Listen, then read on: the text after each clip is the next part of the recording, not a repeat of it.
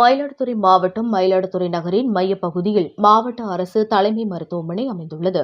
இந்த மருத்துவமனையில் 7வது மாடியில் ஒருங்கிணைந்த மகப்பேறு மற்றும் பச்சிளங்குழந்தைகள் தீவிர சிகிச்சை பிரிவு மருத்துவ கட்டிடம் உள்ளது. இங்கு நாள்தோறும் 100க்கும் மேற்பட்ட பிரசவங்கள் நடைபெற்று வரும் நிலையில் உயர்ந்த கட்டிடத்தின் ஒரு பகுதியில் தேன்கூடு ஒன்று உள்ளது. இதில் ஆயிரக்கணக்கான தேன்பூச்சிகள் வசித்து வருகின்றன. இந்த தேன்பூச்சிகள் மருத்துவமனை வளாகத்தின் உள்ளே வருவதால் நோயாளிகள் மிகுந்த அவதிக்கு உள்ளாகியுள்ளனர். பிறந்த குழந்தைகள் முதல் பச்சிளம் குழந்தைகள் தீவிர சிகிச்சை பிரிவில் ஏராளமான குழந்தைகள் சிகிச்சை பெற்று வரும் நிலையில் இந்த தேன்பூச்சிகள் கொட்டினால் குழந்தைகளின் உயிருக்கே ஆபத்தாக முடியும் நிலை உள்ளது. உணவுப் பொருட்களில் தேன்பூச்சிகள் விழுந்து விடுவதால் நோயாளிகள் மற்றும் நோயாளிகளோடு இருக்கும் உறவினர்கள் அச்சத்தில் ஆழ்ந்துள்ளனர். இதனால் விரைவாக தேன்கூட்டை அகற்ற வேண்டும் என்று பொதுமக்கள் கோரிக்கை விடுத்துள்ளனர். மயிலாடுதுறையிலிருந்து ரிப்போர்ட்டர் தாரிக் அனி.